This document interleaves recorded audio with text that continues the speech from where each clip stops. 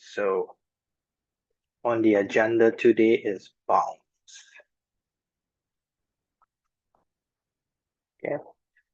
So before we look at the definition, let me just give you a little motivation, a little drawing of how to think about these things. So we're going to be living or proceeding for the rest of this course by discussing subsets of the real numbers. So we could think of this as the real number line.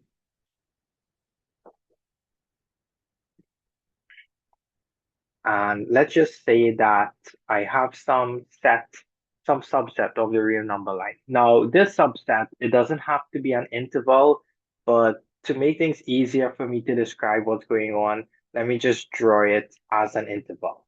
Okay, but it doesn't have to be an interval. We'll see later. So this is my subset A. Okay, so we say that an element U is an upper bound of the set A if it is let's use X. If X is less than or equal to A for every element in the set A. In other words, an element is an upper bound of a set if it is bigger than everything in that set. So in our drawing here, where would these upper bound lie? To the left of the set or to the right of the set? Now, if you think about it, if this is the real number line, as you move to the right, you're getting bigger. So, for example, this element here would be an upper bound of this set A. Okay, because every element in A,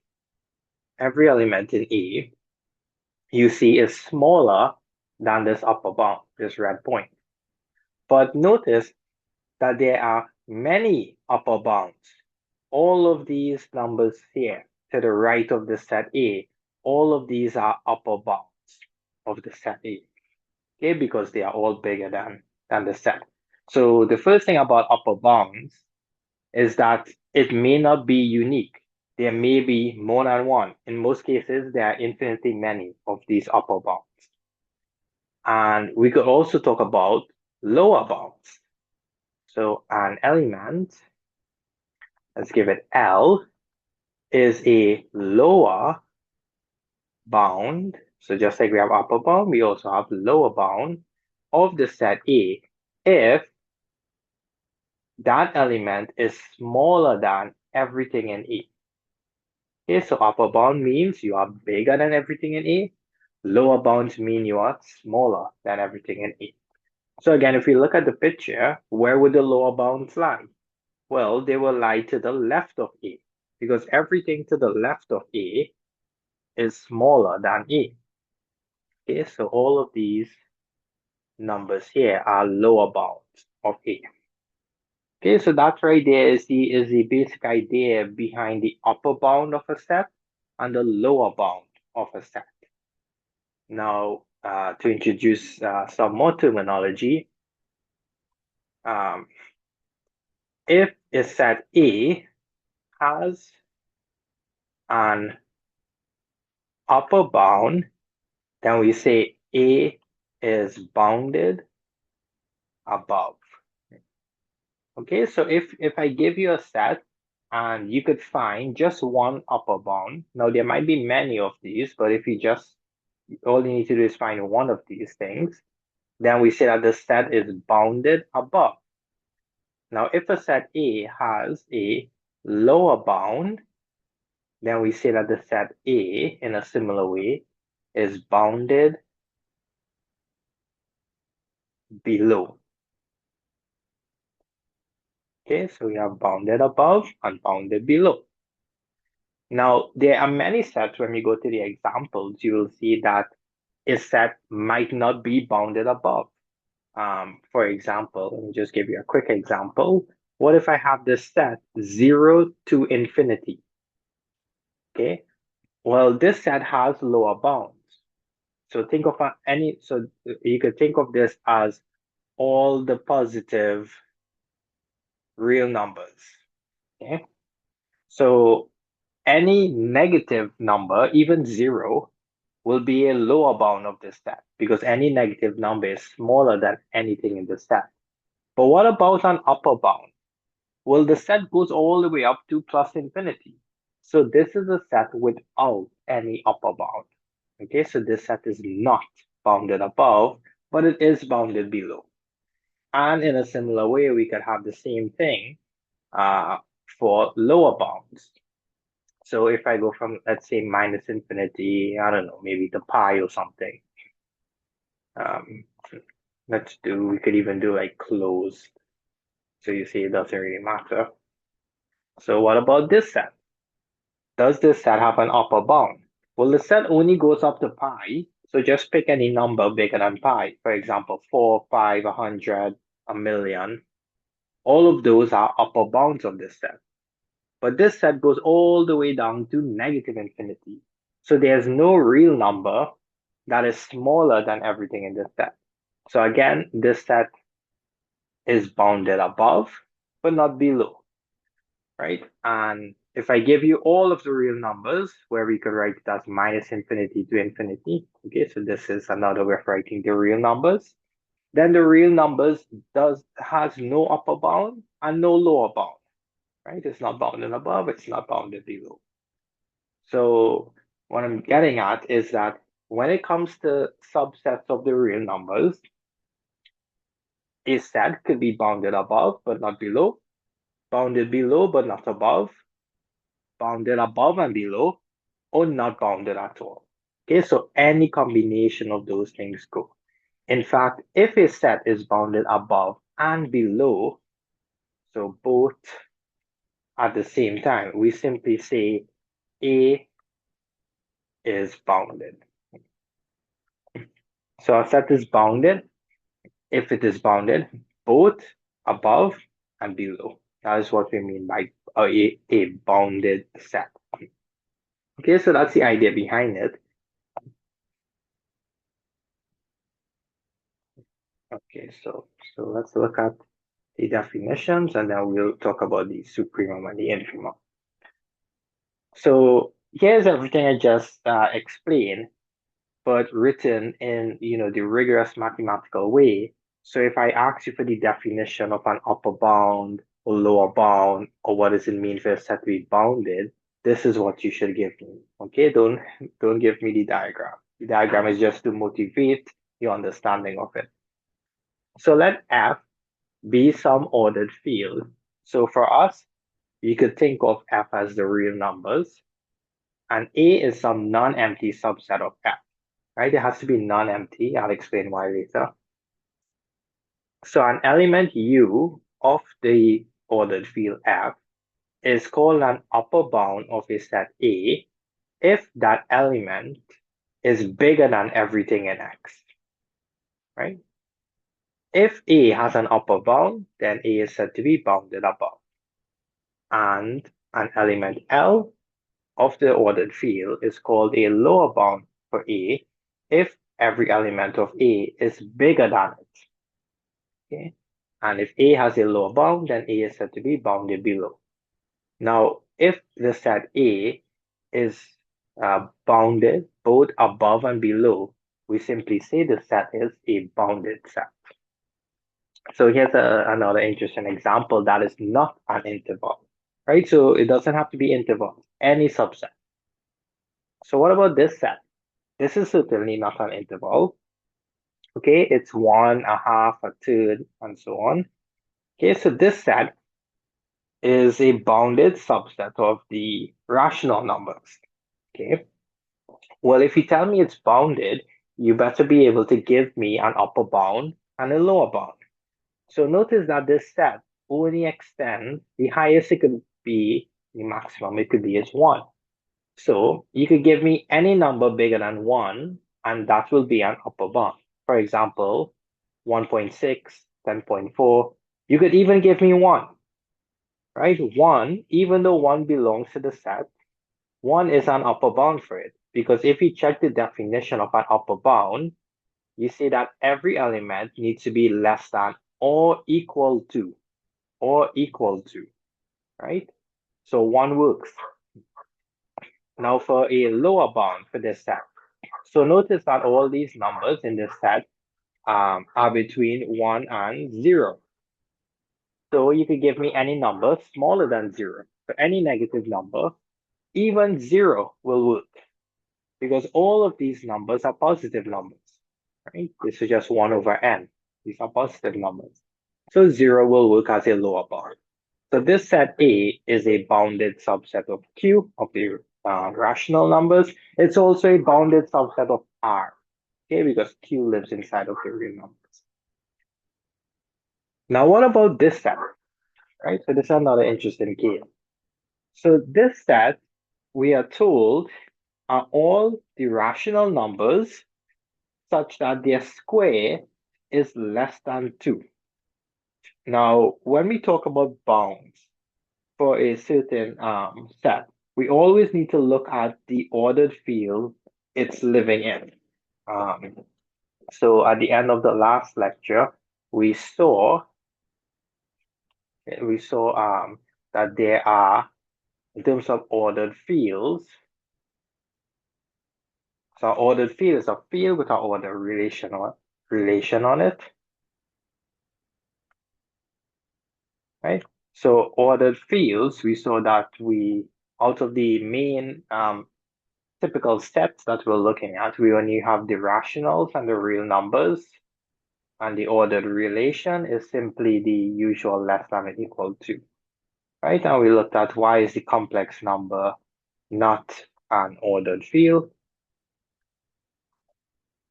Okay, so let me quickly remind you, the reason why the complex numbers is not an ordered field is because in an ordered field, anytime you could prove this, right? So it's in the course notes and we did it last time, that for any element bigger than 0, the square of it, sorry, for any non-zero, not bigger than 0, any element non-zero, any x not equal to 0, the square of it is always strictly positive. But in the complex number, we have the number I, the imaginary number I, which certainly is not 0. But what happens if you square I? You get -1. And -1 is not bigger than 0. So that is why the complex numbers cannot be made into an ordered field. Because for any ordered field, this statement has to always hold because it comes directly from the axioms of an ordered field. Okay, so we only have well, we're only looking at two main ordered fields right now, the rationals and the real numbers. So in this example that I just told you about, the set was the set of all points, so we could call it A, in the rational numbers, such that if you square these points, you get a number less than 2. Okay, so in other words, this set looks like, so it's not all of the real numbers. We're living in the rational numbers. Okay, so these are the rational numbers. So it's all the points, you could think of it, it's all the points between plus square root 2 and minus root 2. It's all the rational numbers in here. That's what this set is, right? So it's not all the real numbers, it's only the rational. All the rational numbers between minus root 2 and plus root 2. Okay? Okay, so of course this is a bounded set, right? For example, 2 minus 2, 100 minus 100, right? Those are all rational numbers bigger than root 2. Now for this set, this particular set, you cannot tell me an upper bound is root 2. So I'll put here, important. Root 2 is not an upper bound for A in this example. And the reason is in the definition of an upper bound or a lower bound, that bound must belong to the ordered field. So root 2, since root 2 does not belong to the big field we are working in. Okay. I know you might be thinking, okay, well, why am I working in Q then? Why not just work in the real numbers? So we'll get to that. That is why we work in the real numbers, because the rational numbers, we'll see in a bit, are lacking these special bounds. We'll call it a special name in a bit, right? But that's why. If you're wondering, well, why not just work in a bigger field? That's exactly where we're heading. Okay, so in this example, square root 2, yes, I know you want to say it's an upper bound, but it's not an upper bound simply because the field we are working in does not have that element, right? In a similar way, minus root 2 is not a lower bound of the set A, since minus root 2 is an irrational number. Okay, so it's not in Q, right? But of course, you could pick any number, before or after it. So for example, you could pick, I don't know, -5. Now that is a rational number, sure. Or you could pick 100. Now that is a rational number, sure. Okay, so it doesn't have to be plus or minus root 2. Okay. Yeah, so I already spoke about this. The interval minus infinity to 0 is bounded above, but not below. Okay. And the interval 0 to infinity is bounded below, but not above. And the interval 0 to 1 is bounded in the real numbers. Okay, so let's go back to this diagram for a bit. So what we just saw is that there are sets that have may have upper bounds. There are some sets that may not have these bounds. When we do have these bounds, there might be infinitely many. So most of the time, there are more than one of them.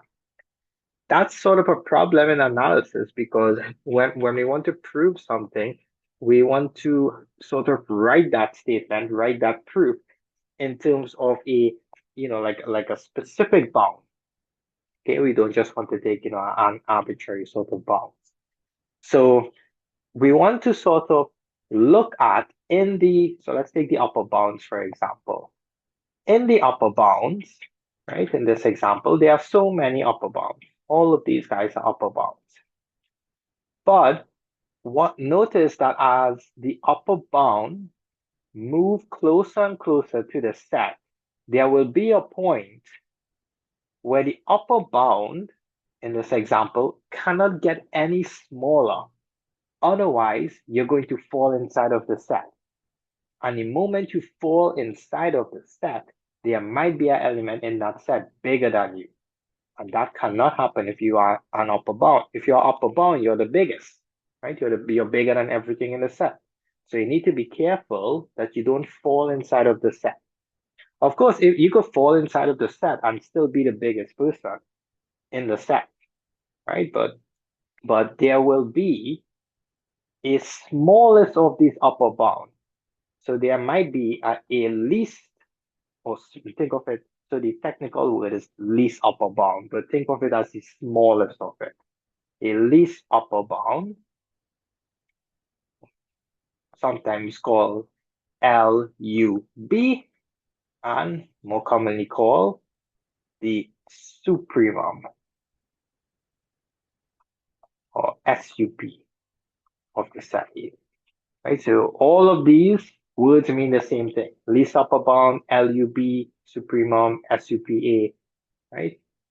So that is the name given to the upper bound all the way here, right? So this guy is the supremum of A. He is the smallest of all the upper bounds. So sometimes you'll see, I may go back and forth between writing supremum A in the bracket or just sup A. The brackets is not necessary. Okay, so you can write it any way you want. You can write sup A or you can write sup and A in the bracket. Anyone is fine, right? Both notations are used. In a similar way, we could do that. We could ask ourselves, Does this occur for the lower bound? And the answer is yes. Notice that the lower bounds, as we move closer and closer to the set, the lower bounds are getting bigger and bigger. But they will reach to a point where the lower bound hits the set, hits the boundary of the set. And we cannot get the lower bound to be any bigger, right? So this is called the infimum of the set, or the greatest,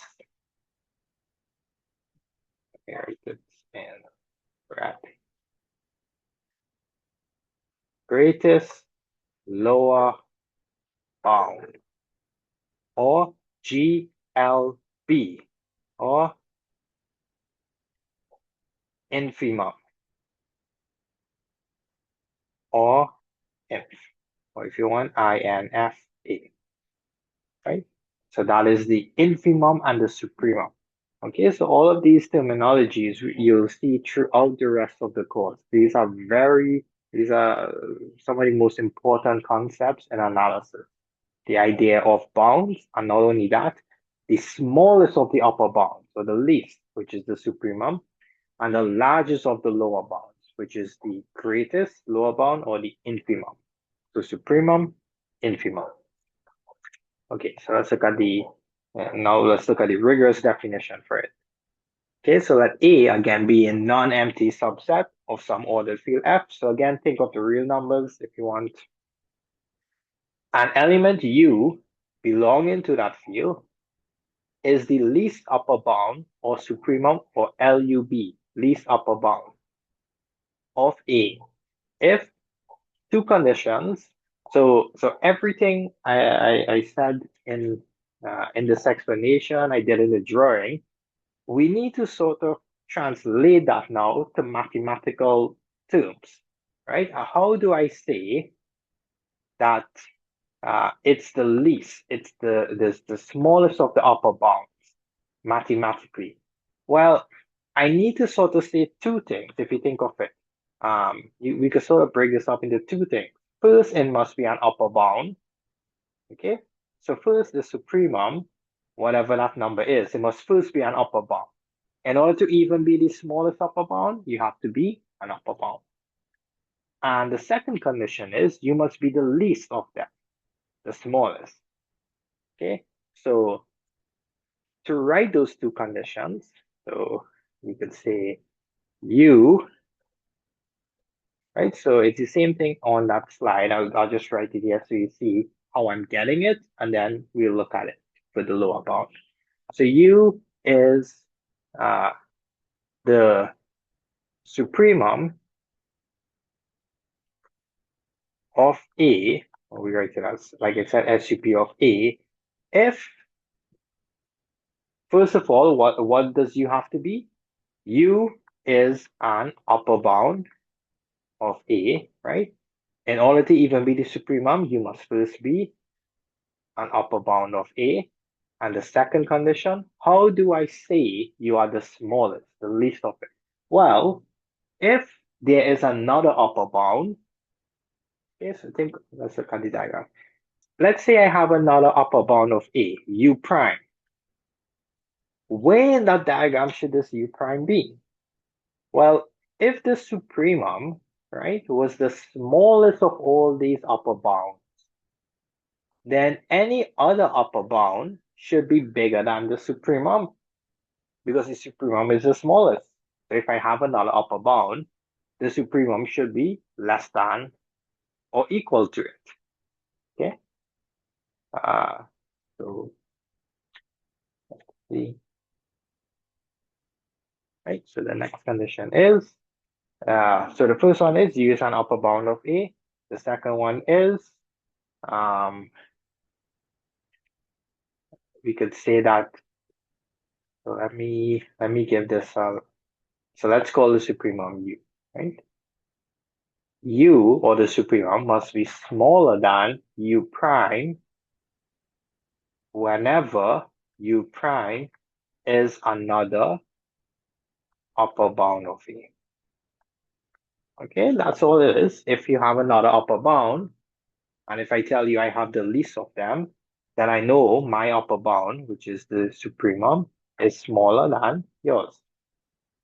Okay.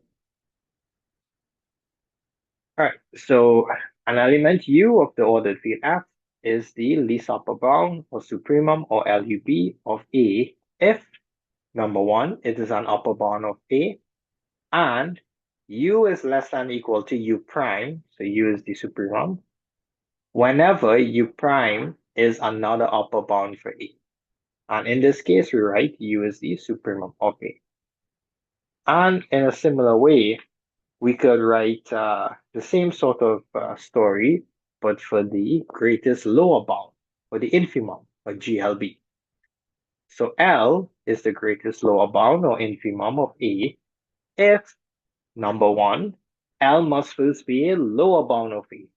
And the second one, if I tell you I have the greatest of the lower bounds, then if you come with any L prime, any other lower bound, then I know my lower bound is greater than yours. So L should be bigger than or equal to L prime. Okay? So these are the definitions of the supremum and the infimum, right? And like I said, you need to know all these definitions by heart. So you have to sit and read it through and then sort of think about it. And then it always helps, like I told you in the beginning of this course, even though the pictures, right? These are not proofs and analysis when you draw these pictures, but at least I always find it useful to draw the picture and try to explain the idea. Let's see if I could sort of figure out what this idea is trying to tell me from the picture. Because when I write all these, mathematical symbols that you see here, in my head, I have a picture of what's going on, right? Um, so a big part of learning these courses in pure mathematics is how to rigorously and accurately transition from the picture into some rigorous mathematical way to write these ideas. Okay, so supremum and infimum. So let's look at some examples, right? And you have to show some of this, I believe, on your assignment. So uh, let's say we have this set, so an interval, 0, 1, but we include 1. Yeah, now we live in the real numbers, so that's good.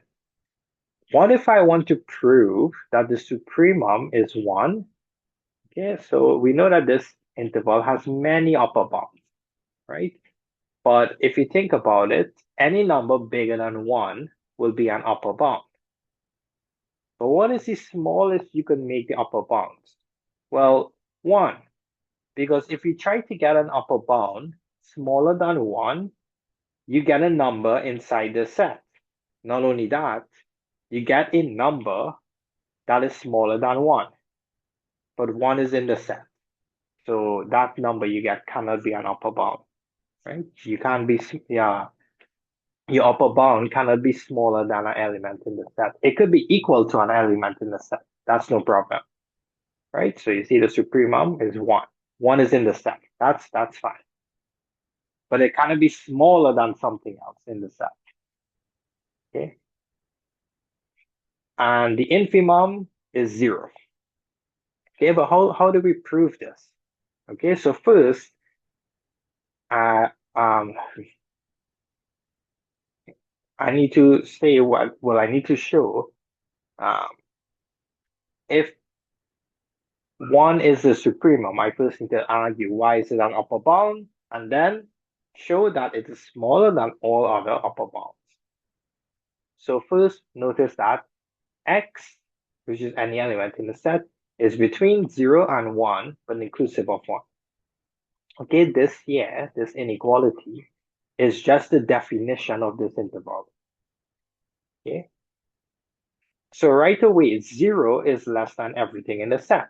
So 0 is a lower bound, and right away, 1 is bigger than everything in the set. So 1 is an upper bound. So usually these proofs, so there are many ways to do these proofs, many ways. And it depends on what the set looks like and your approach to it, but this is just one of the ways. Okay, so we're going to do this by contradiction. I'm going to assume that 1 is not the supremum. Okay, so if 1 is not the supremum, then, well, if you are not the supremum is the least of the upper bounds. If you are not the least upper bound, then there's another upper bound smaller than you. Okay, then there exists another upper bound, let's call him alpha, such that alpha must be less than 1, but because alpha is an upper bound, alpha should be bigger than x. Okay, so let me sort of draw you the picture of what's going on here. And if you could draw like a quick sketch of the set, you should always do that. Now, this is not always possible because you'll quickly see that sometimes you may get some sets that's impossible to draw. But if you could draw like the interval like this, then you could do it and see exactly what's going on, right? So we're assuming that this guy here, um, right? So uh, uh, we assume that this one here is not the supremum. Okay, so that means that there is another element. Let me do it a little bit further. That there is another upper bound. Take off. Just take off those numbers for now, right? So let's just say that is one, right? And I am assuming one is not the supremum, okay, of A. Then there's another upper bound that must be smaller than it. So here's U prime, okay, is another upper bound of A. Why must there be another upper bound of A smaller than 1? Because I assume 1 is not the supremum. 1 is not the smallest, right? So from the diagram here, you see that U prime is less than 1. Yeah, U prime is less than 1. But if U prime is an upper bound of A, then all elements of A, which I denote by X, right? So these are X, should be less than or equal to U prime, right? And now for the contradiction, what I'm going to do is I'm going to generate an element of A bigger than U prime. But U prime is the upper bound of A. Okay, so there should be no element of A bigger than it. Here's what I'm going to do. I'm going to take, oh sorry, they didn't call it U prime. They call it alpha, I think. Yeah, so alpha. But same thing, right? Alpha, U prime, same thing. They call it alpha. So I'm going to generate an element. Let's call him alpha plus 1 over 2. Now, where is this element? So if alpha is over here and 1 is over here, what happens when you add two numbers together and you divide it by 2? Well, that's the average, right? And the average is in between those two numbers. So this guy here lies in between, right? And this guy, alpha plus 1 over 2, is certainly smaller than 1, right? And it's bigger than 0. And what is my set A? A was 0, 1. So if alpha plus 1 over 2 is between 0 and 1, it belongs to my set A, right? But notice that I have to just stick in alpha here. But notice also that alpha plus 1 over 2 is bigger than alpha, right? Because look at the diagram. Alpha is here, alpha plus 1 over 2 is here, and 1 is here. So alpha plus 1 over 2 is bigger than alpha, but alpha plus 1 over 2 belongs to A. Could I have an element of A bigger than alpha? No, because alpha is the upper bound of A. So that is my contradiction. Okay, so what we do is in this proof, because the set was an interval, we are able to take two elements, in this case alpha and 1, and generate an element of A in between them by just taking the average. Okay, so assume that 1 is not the supremum. Then there exists an upper bound alpha such that alpha must be smaller than the supremum because the supremum is not 1, it's not the least, right? That is my assumption. And alpha is an upper bound, so every element x in A needs to be less than or equal to alpha. Now take the average of these two numbers, which will belong to A, and the average of two numbers lies between those two numbers. Okay? But we have an element of A that is bigger than an upper bound. Therefore, alpha is actually not an upper bound. But this is a contradiction because I assume up here that alpha is indeed an upper bound. Okay, hence the supremum is equal to 1. And to prove that the infimum is 0, you do exactly the same thing, but now apply it to the lower bound. Okay, so let's see. So to prove 0 is the infimum, let's again assume for contradiction 0 is not the infimum. Now remember, what was the infimum? The infimum should be the greatest, the largest of the lower bounds. If 0 is not the largest, then there exists another lower bound beta such that beta is bigger than 0. There exists another lower bound beta larger than 0. But beta is a lower bound, so it should be less than or equal to every element in A. That's what a lower bound is.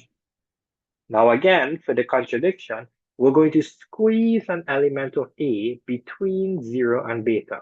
So we're going to squeeze an element of A in between here. So just take the average of 0 and beta. So what is beta plus 0 over 2? That's just beta over 2. So now beta over 2 is an element of A, and it's between 0 and beta.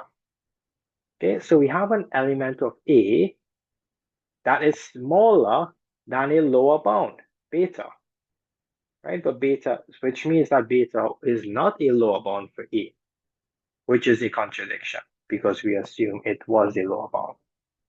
Okay, hence the infimum really is 0.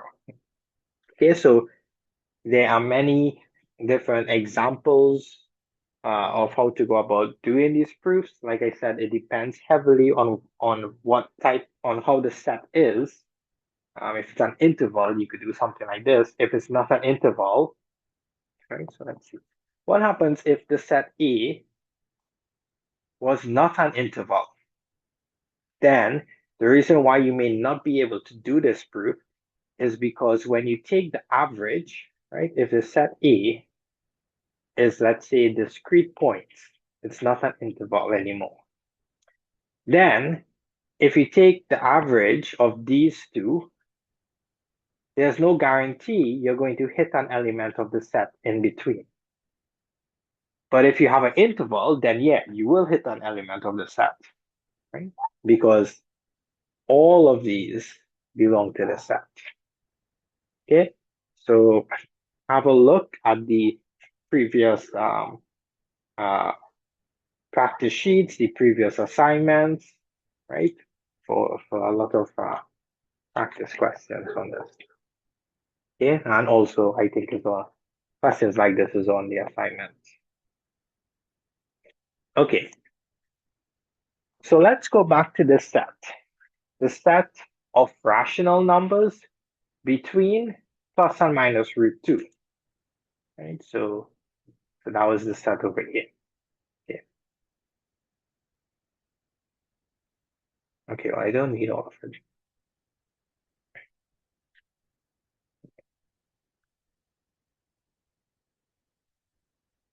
Right, so this set here. Okay, so let's go back to this set.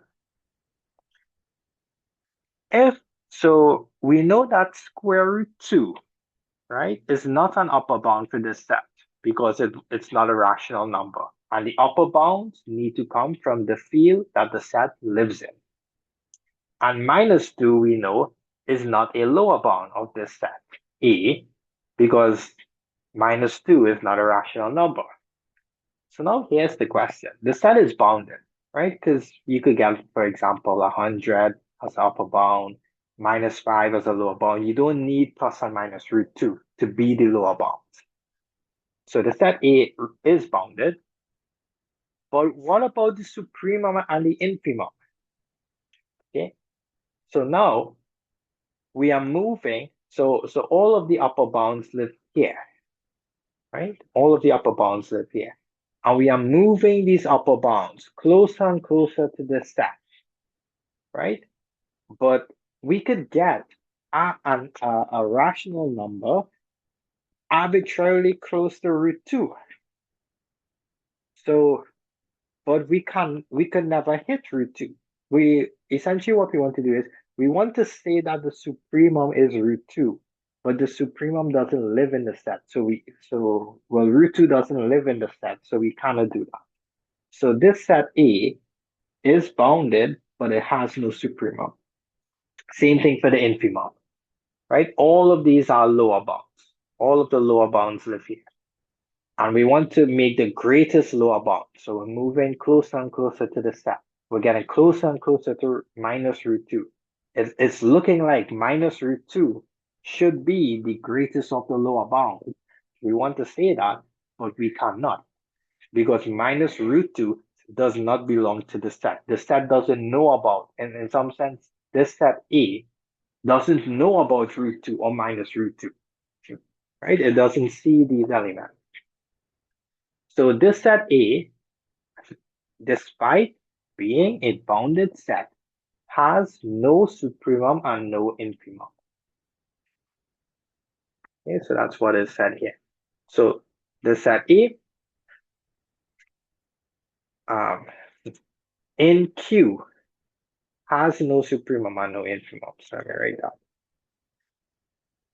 Right, so what I'm saying there is if A is a set of rational numbers such that the square of these guys is less than 2. In other words, these are the rational numbers between plus and minus root 2, has no supremum and infimum in the ordered field Q. But A has, what if I say, okay, well, look in the big field, look in the real numbers. Then you will say, okay, great. Now I could choose root 2 and minus root 2 as a supremum and infimum. If but A has supremum and infimum in F equal to R. Okay, and the proof of that, so I'll leave it to you to try to prove this. Okay, so it turns out it does have infimum minus root 2 and supremum root 2 when it belongs to the real numbers.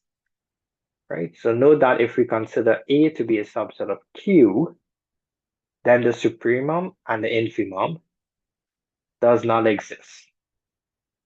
Okay, so right away, with this set, and of course there are so many other sets, we're seeing that there might be a problem with the rational numbers, right? So we are looking for a field to do analysis in, to take limits in, right? Um, so we couldn't use,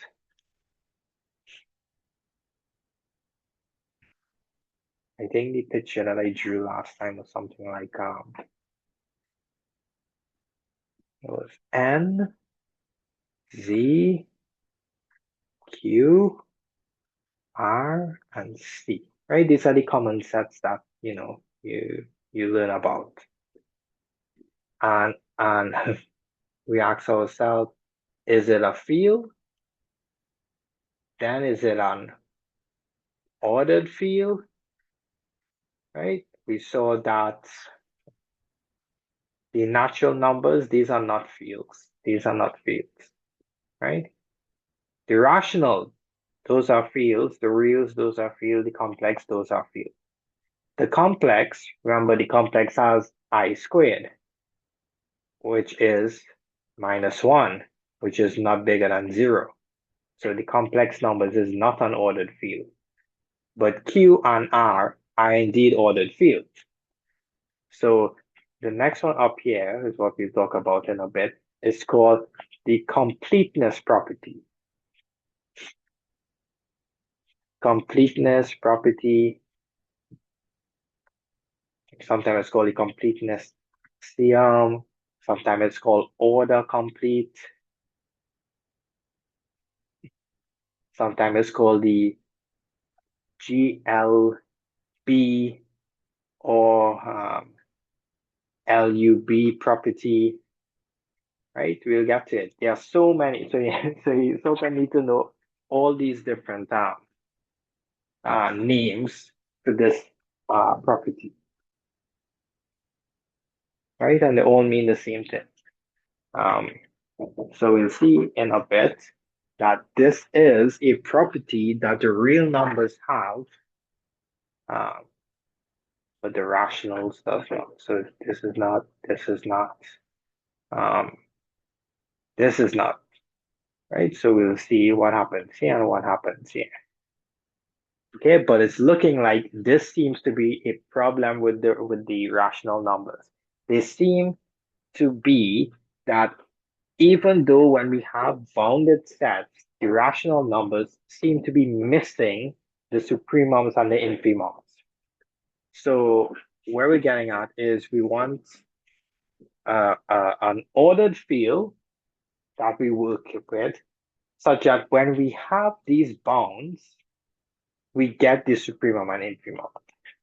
Okay, but in order to get to that, we first need um, sort of not necessarily a better way, but a a possible way to prove that something is the supremum and the infimum. Okay, so these are called characterization terms. Okay, uh, so we'll do the proof of the first one and the proof of the second one. I'll let you all figure out. Or I think if you look at one of the previous assignments that I post, it's in the solutions there, so you can look at that for the infimum one. But the supremum is in the course notes. Okay, so what is this thing saying? So let F be an ordered field, and A is some non-empty subset of F. So again, we could think the real numbers. Then the following statement are equivalent. So this means 1 implies 2, 2 implies 1. So U is the supremum of A. Another way of saying that is U is an upper bound for A. Okay, we knew that. If you're the supremum, then you're an upper bound.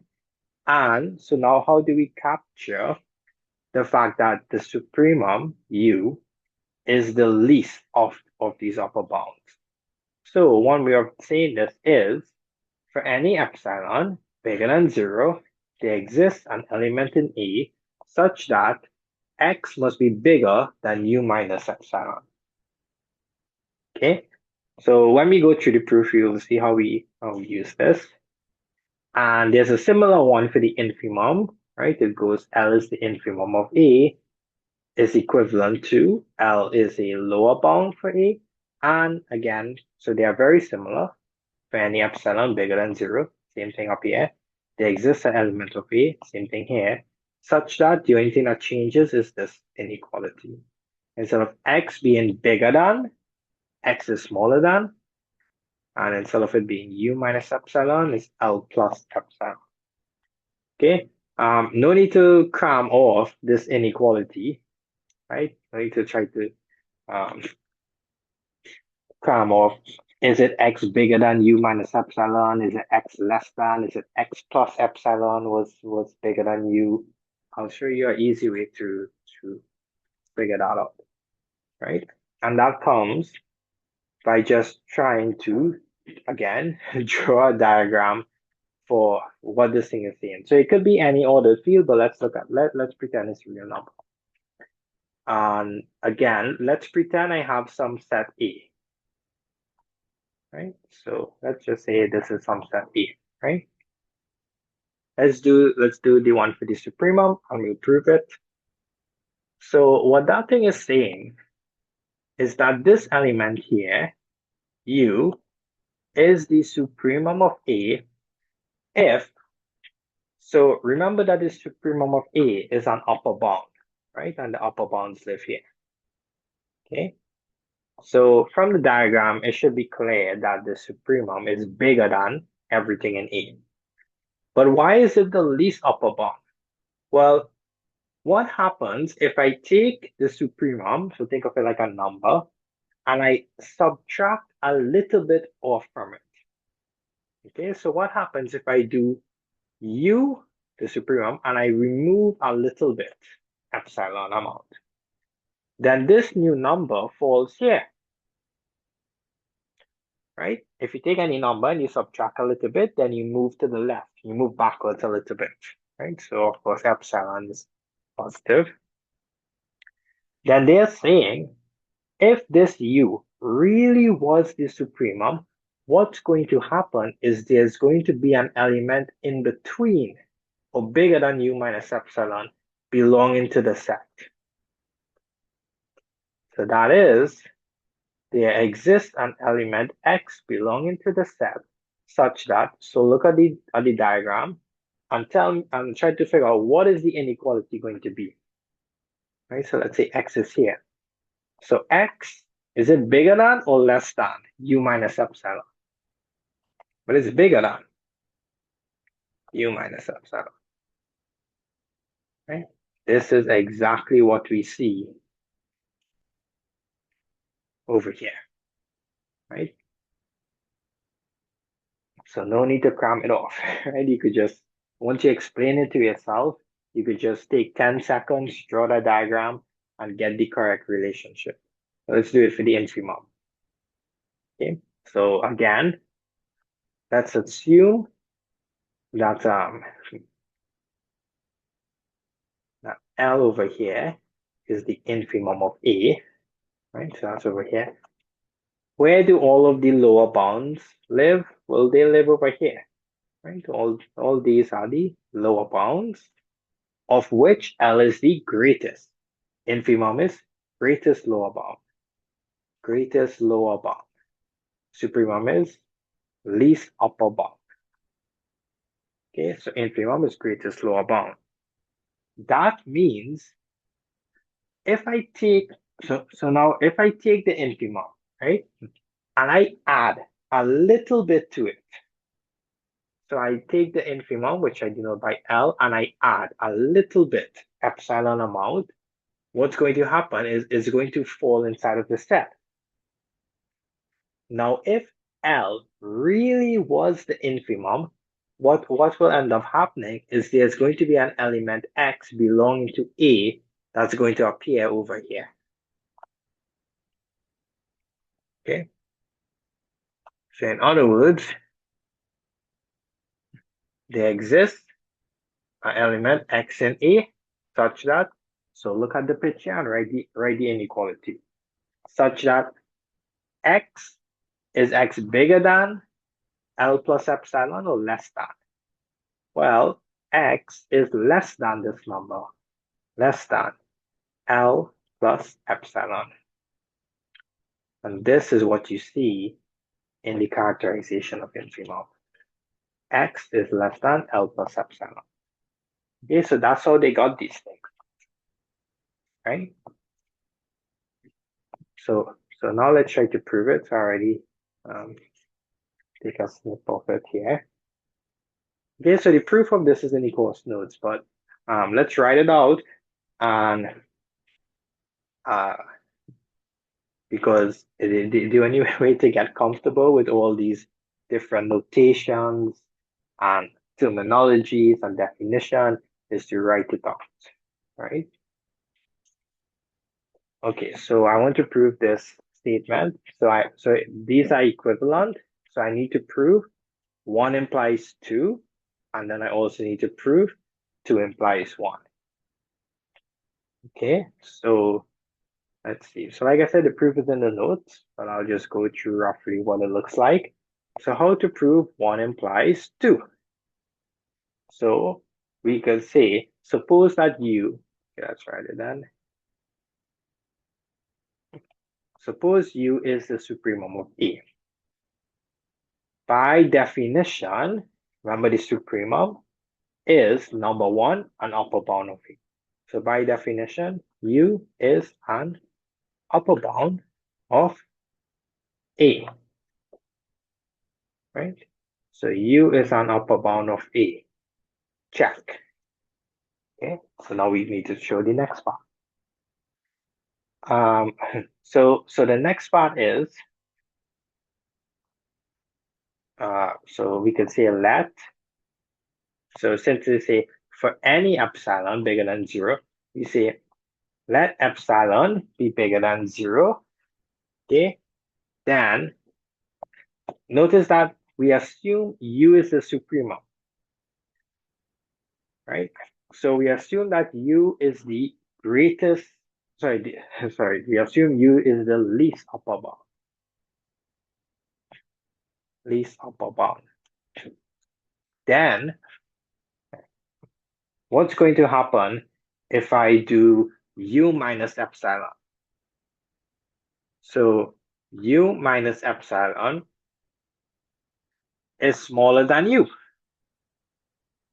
right? If this is U,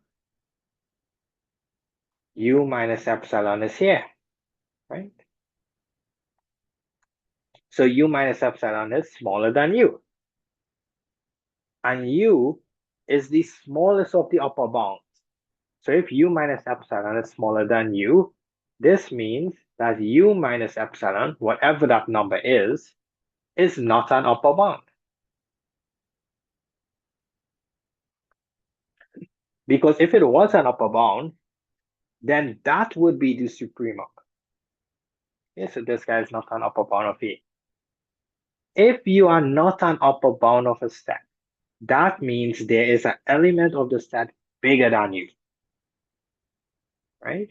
So that means there exists an element of the set such that that element is bigger than you, right? There exists an element in A such that X is bigger than you. So that's the proof, right? That's the proof of one implies two. Okay. So once you know, well, I won't say no, once you're comfortable with the idea of the supremum being the smallest of the upper bound, the infimum being the greatest of the lower bound, exactly what does that mean? Well, it means if I take a little bit of the supremum, then I'm no longer an upper bound, so I could find a guy in the set bigger than me. Once you're comfortable with saying all these things, then all of these proofs, just follow from just thinking about it. Okay, so let's try. So we prove one implies two. Let's do two implies one, right? I think this one have a little trick in it, but I just have proof by contradiction. Okay, so let me take on this. Okay, so we could say that suppose two is true. The condition two is true.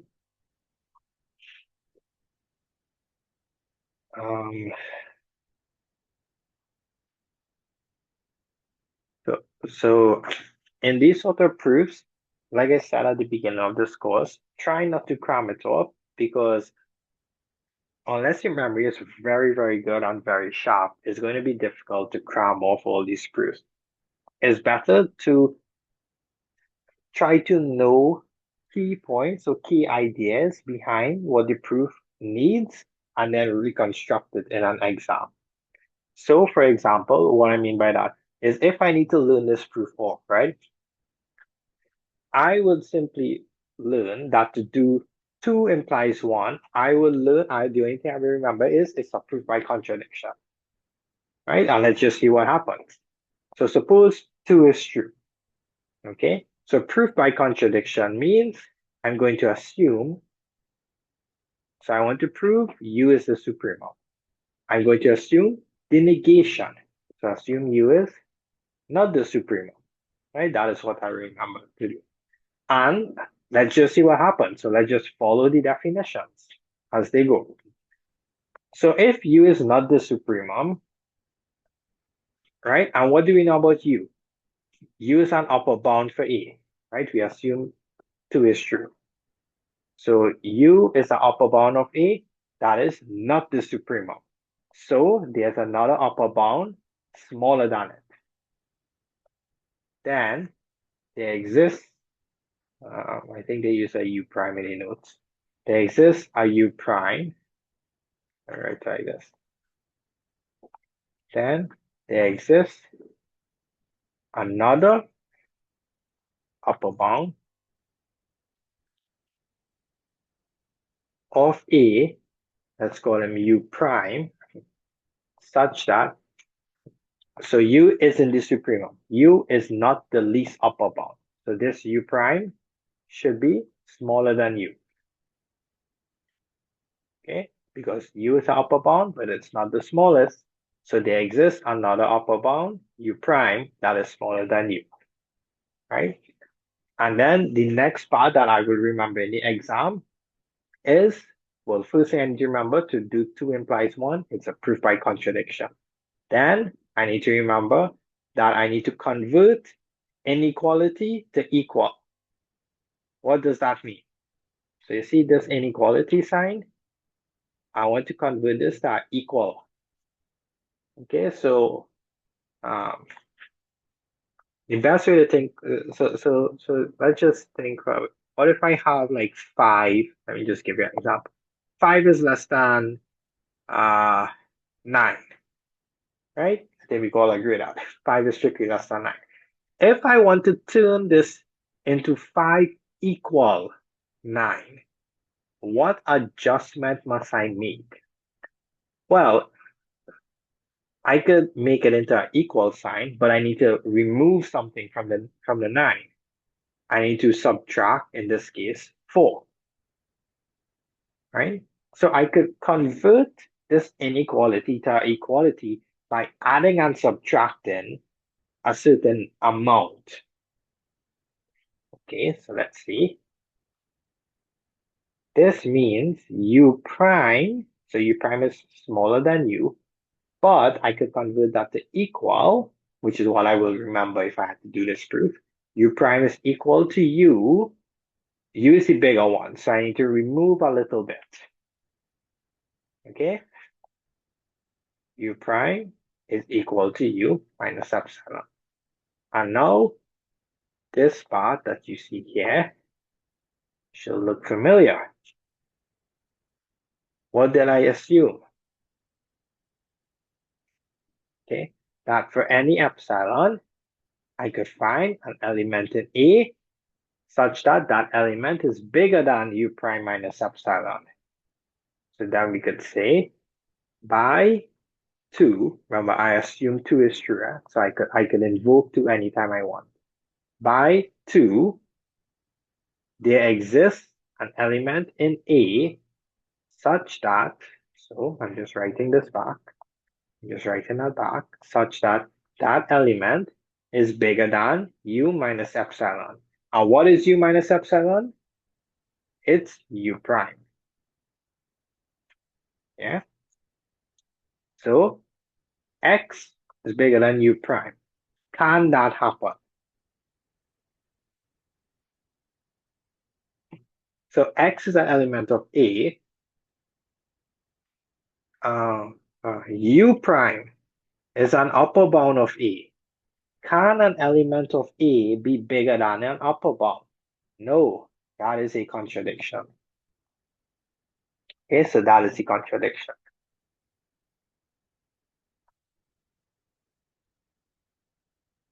Therefore, I assume something wrong to start with. But the only thing I assume to start with is that U is not the supremum. So this must have been incorrect to begin with. Therefore, U is the supremum of A. Yeah, that's the proof. 2 implies 1.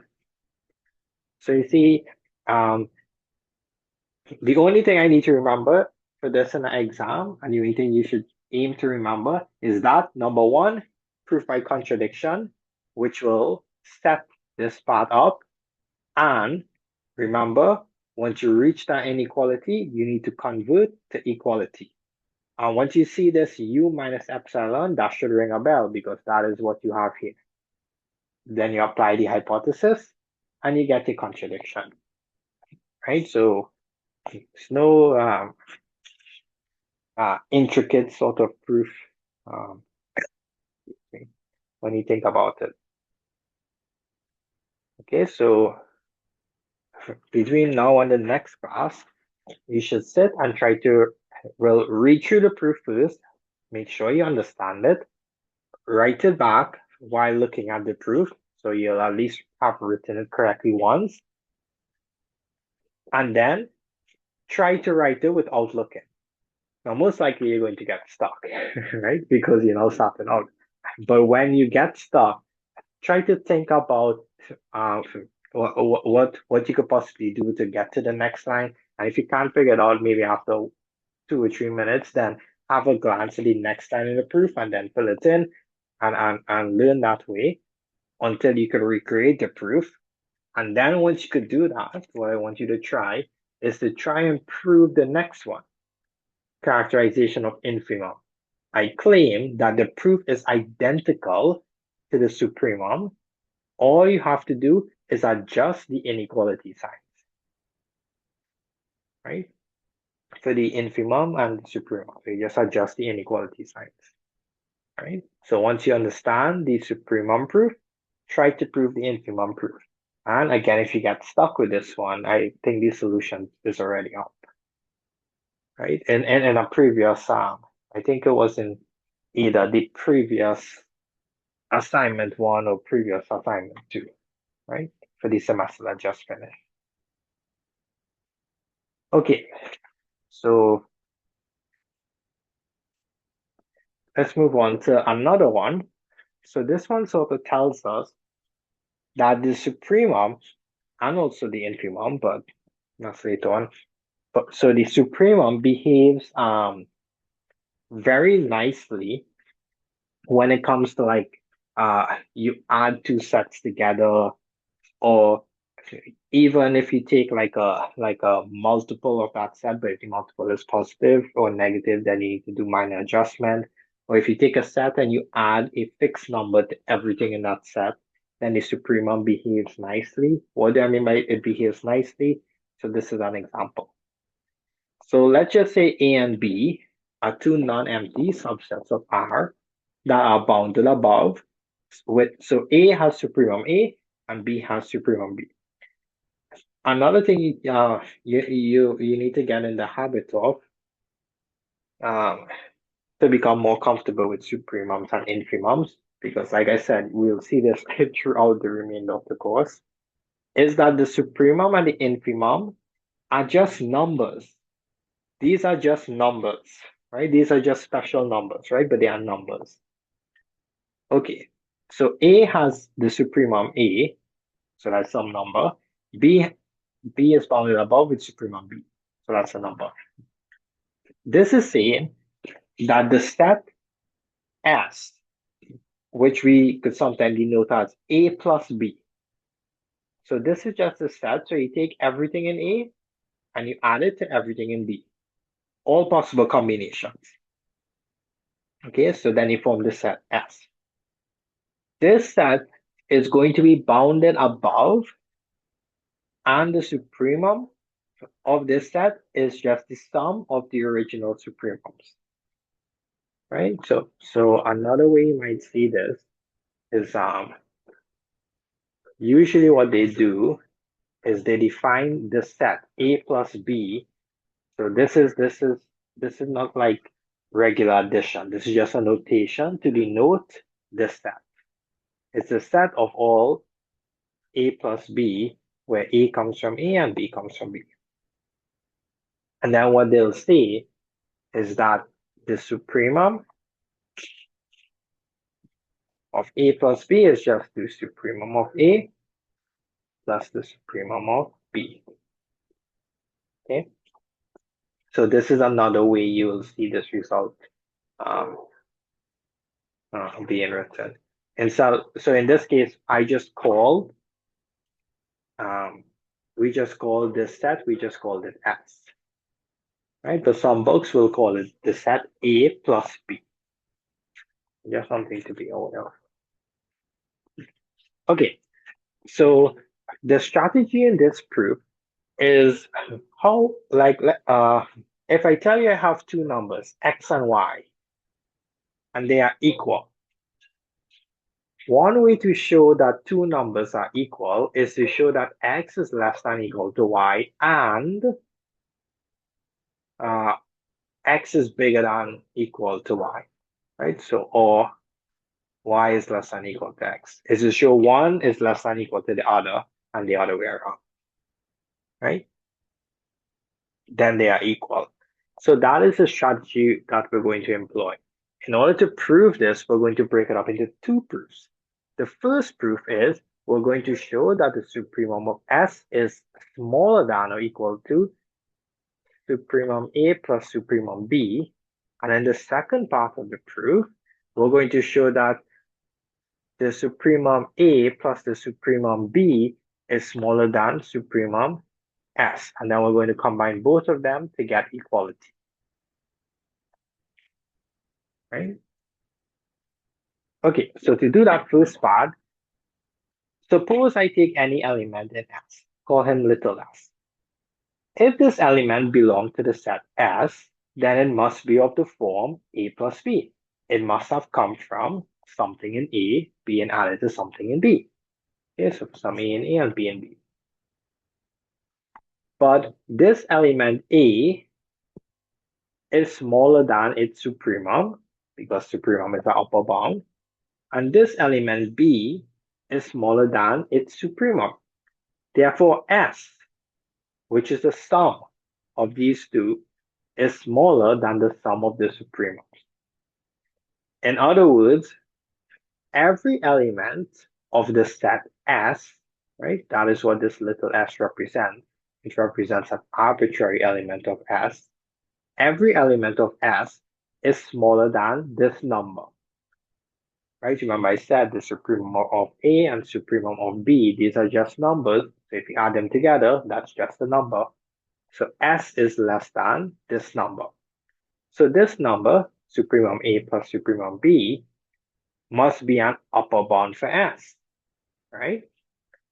So that means S must be bounded above, okay?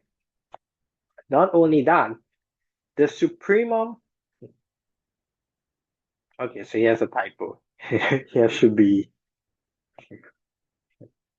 supremum S, right? I keep forgetting to fix that. So the the supremum of S, remember, is the smallest. It's the least of these upper bounds, right? So the supremum of S, whatever that number is the smallest upper bound.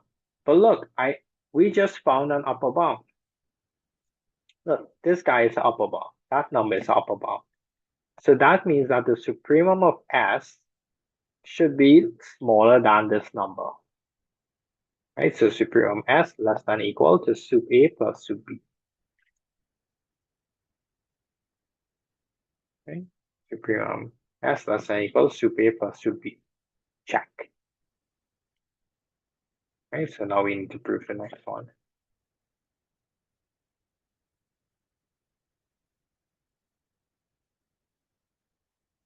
Okay.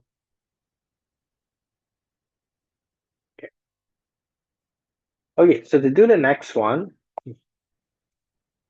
uh, we need to invoke that characterization theorem. Okay, so we're going to say let epsilon be bigger than 0. And we're going to apply the characterization theorem 2 times. One for the set A and one for the set B. So we're going to say by the characterization of supremum, I could find an element in A, little a, such that A is bigger than supremum A minus epsilon over 2, right? Let me give you a picture for that. Right? So this is A, this is B, right?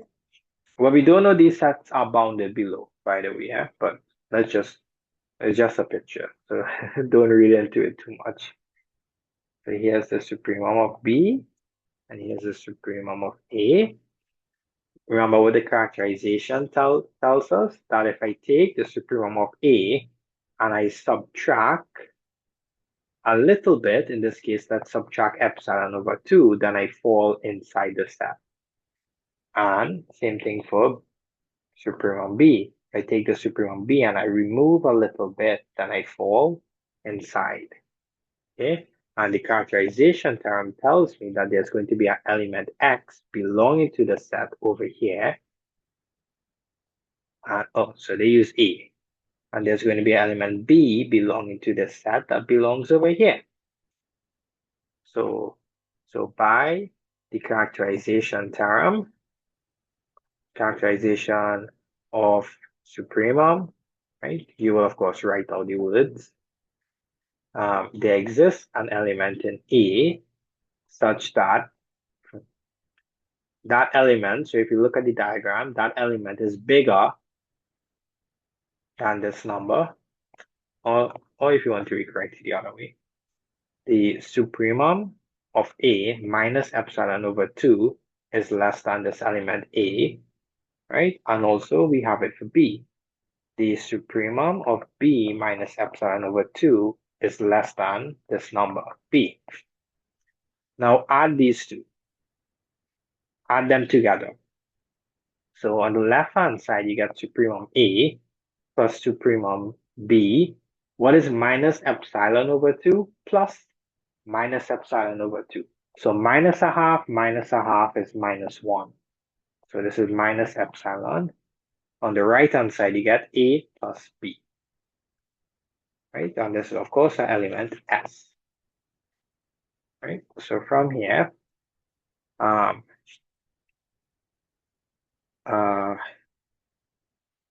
okay, what we could do is take the minus epsilon over. So you get supremum A plus supremum B is smaller than S plus epsilon. Okay, and this is true for all epsilon bigger than 0. So this means that supremum A plus supremum B is less than or equal to now S. So essentially what you could think of is you're basically taking the limit as epsilon goes to 0, although we didn't discuss anything like limits. Actually what we are doing here, we are invoking, I don't know if you all remember this proposition, but it went that if x is bigger than or equal to 0, to 0, and x is less than epsilon, for all epsilon bigger than 0, this implies that x equals 0, right? That was our proposition. How to show something is 0 without showing it 0. So how is that related to this proof? Okay, so this line here, let me show you. This line here, I could write it as sup A plus sup B minus S less than epsilon. This is my x.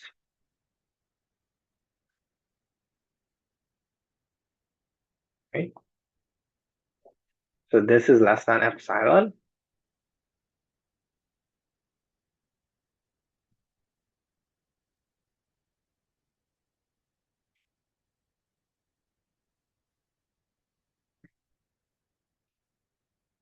Yeah. Yeah. Oh, I think for this part, so why is this part bigger than 0? How did we get that? So we use the first part of the proof, this part.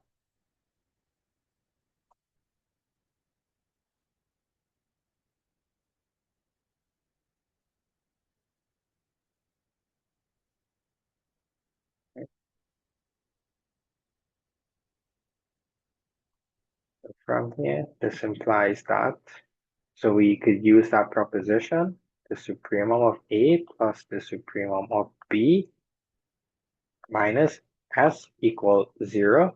And then you get supremum A plus supremum B equal S, right? Which is actually a stronger version of this because this one just gives you less than or equal. But remember, this is what we are after. And so,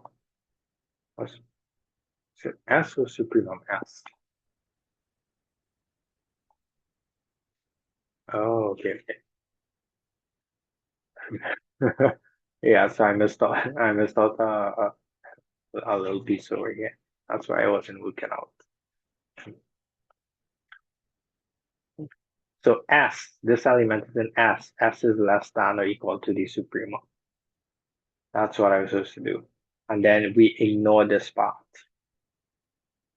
So then this line here, so it's not supposed to be S, it's supposed to be supremum S. This guy here is less than the supremum of S plus epsilon. Less than equal supremum S. Yeah, that's what we wanted.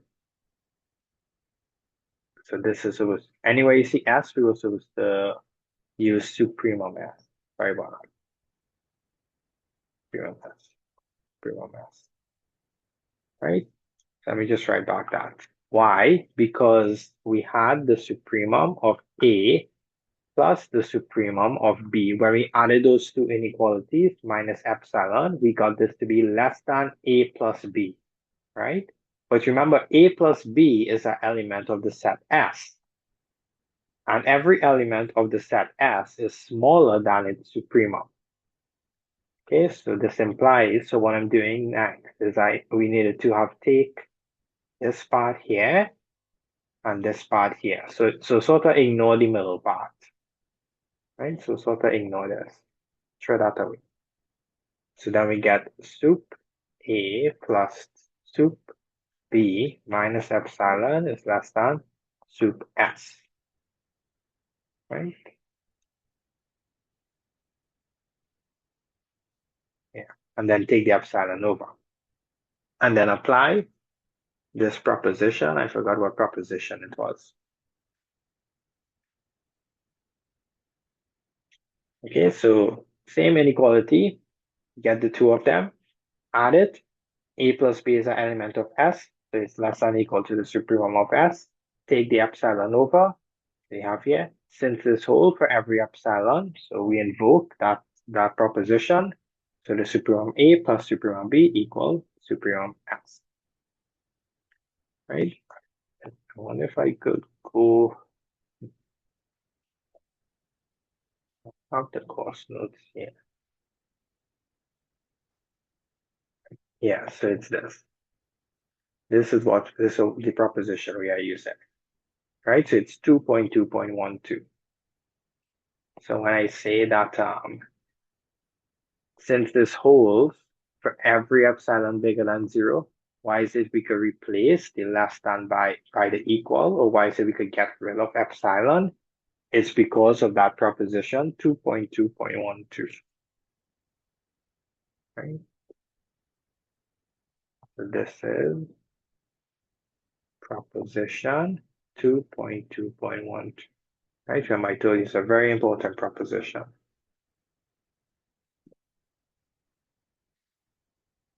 Okay, so the next one is left as an exercise for you to try. And again, it's saying F is an ordered field, and if A and B are subsets of F. Now, so this one is saying if every element in A loses to every element in B, and if the supremum of A and the infimum of B exists, then the supremum of A is smaller than the infimum of B. Right? So again, let me give you the picture. So like I said, in all of these stuff, you should always try to draw a picture to see what's happening.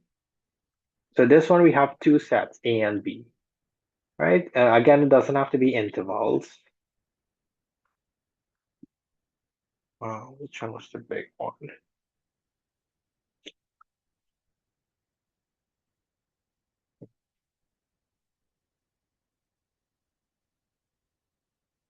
This was A. This is B. Okay, so they're saying you have two sets, right?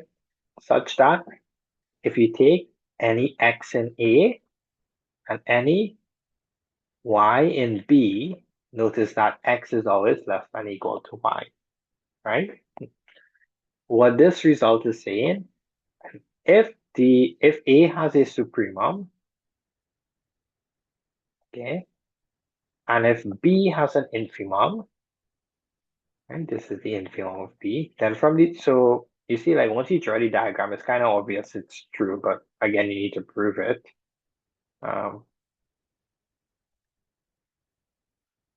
A and for y in B. Then, so from the diagram, which of these are bigger?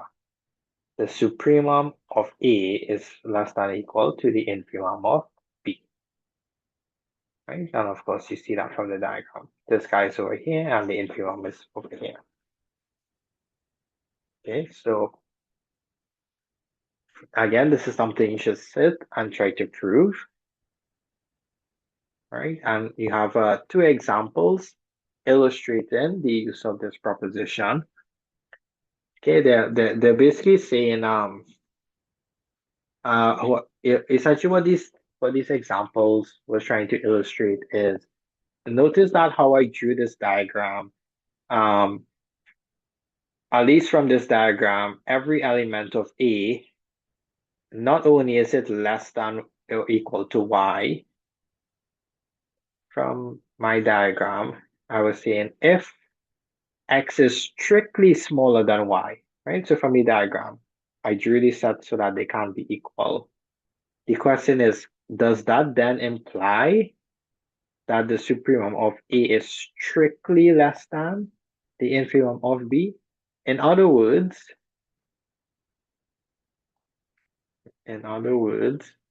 this is the actual term.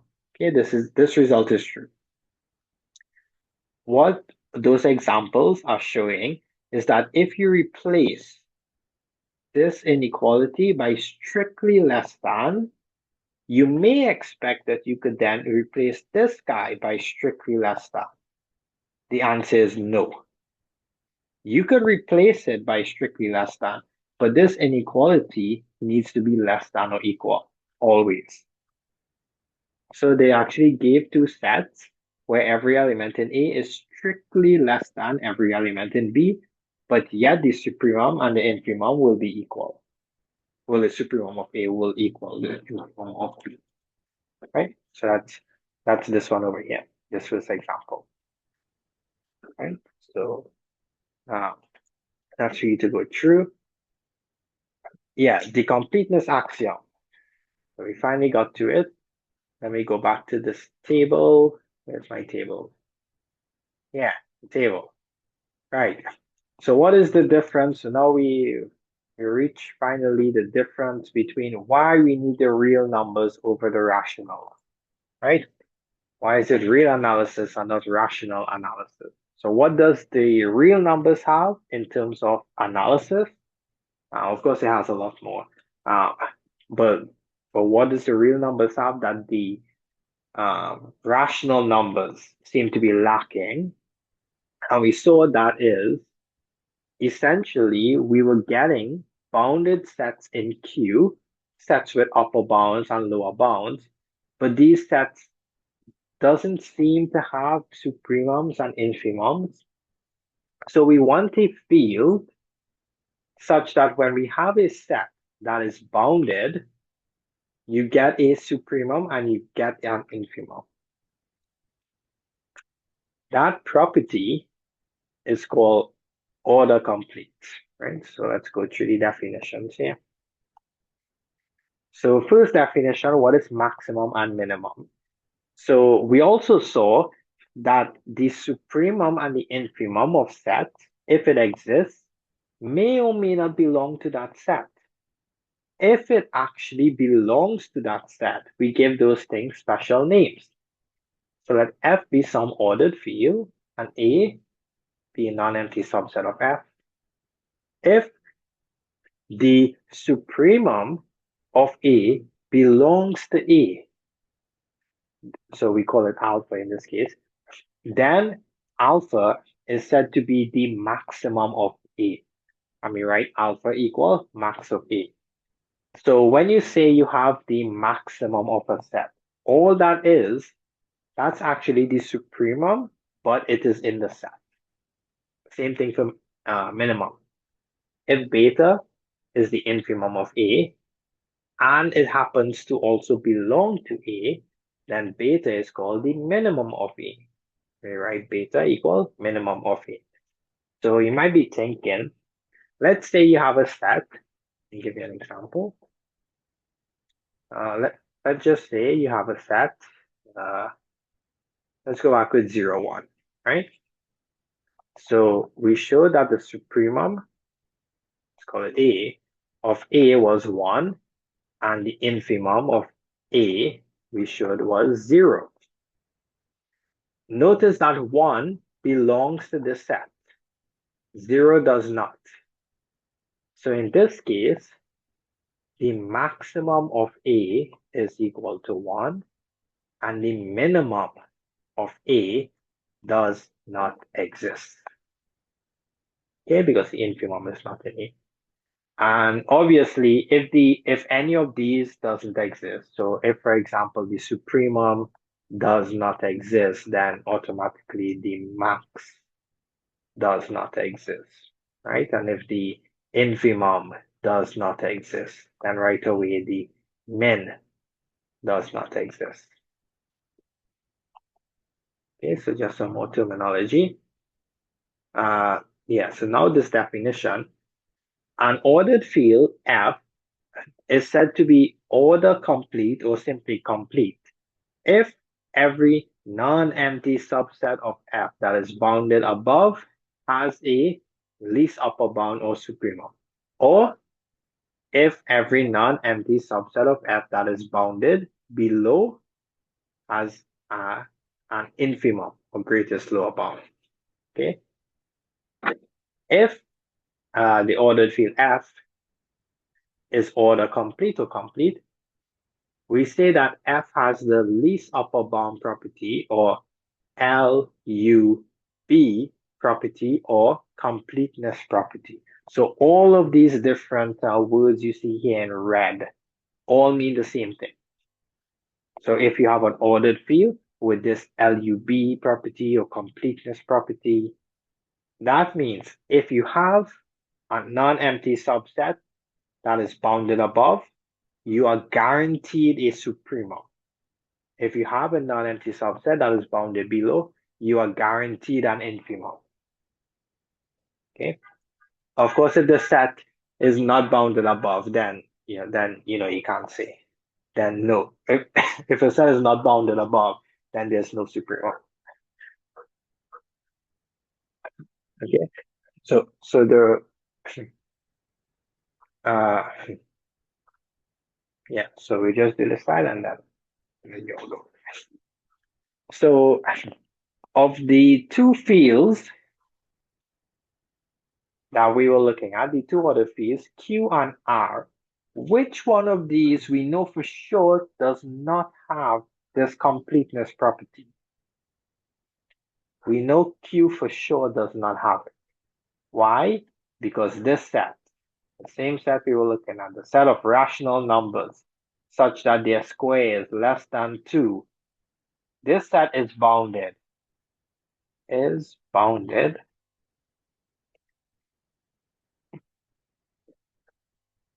but has no supremum or infimum in U. Okay, so here there are many, many other sets, other examples. So sit and try think about other sets where if those sets are only in the rational numbers, they can be bounded, but they have no supremum and no infimum. The real numbers, yes, these have it. That is why the real numbers are our winner.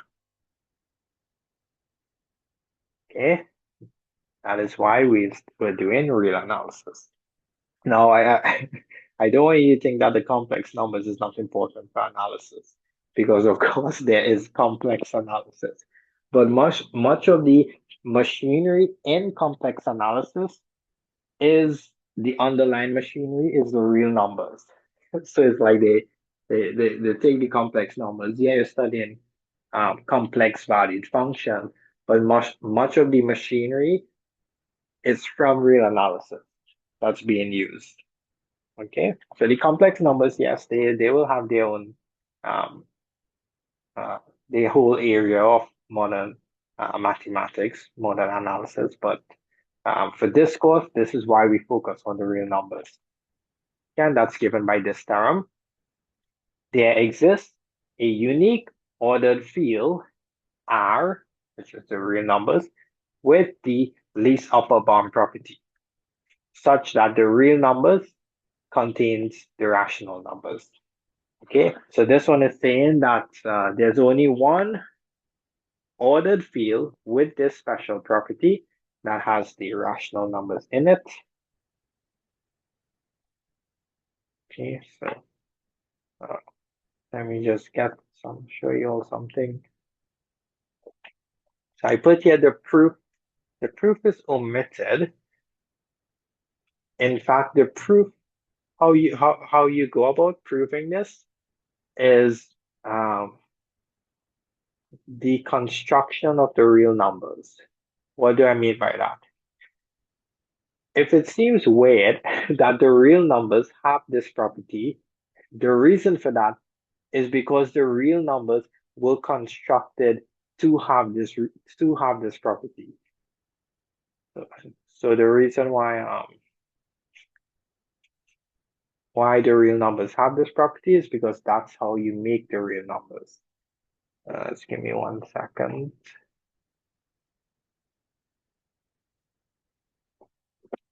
I'm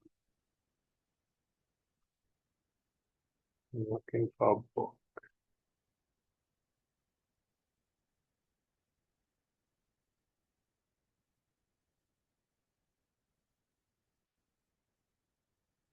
Oh,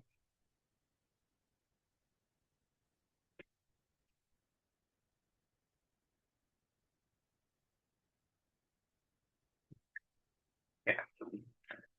All right. So this is the book in that thing, right? So Principle of Mathematical Analysis, Walter Rudin, right? So this is one of the main reference texts in analysis. So chapter 1 is what we just looked at. If we go to the appendix, page 17.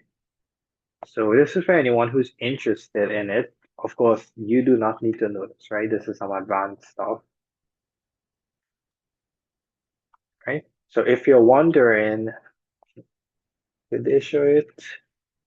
What if he talked about it? So he talks about the complex numbers, complex field, extended real numbers, square roots. Yeah. So this theorem 1.19 is exactly what we have there. There exists a unique ordered field R with the least upper bound property that contains Q in it. The proof, so this is his theorem 1.19. The proof of this theorem is rather long and a bit tedious and is therefore presented in the appendix to chapter 1. The proof actually constructs R from Q. So if you want to look at the proof and see, like what's going on, how they got this thing, they use something called Dedekind cuts. So the proof begins here, right? So it's half a page, this one page, next page, next page, next page, right? So that's why we don't cover this proof. It's very long, right? It'll probably take like maybe 4 or 5 classes to go through this proof. Okay, that's why to show you all that. Okay, any questions?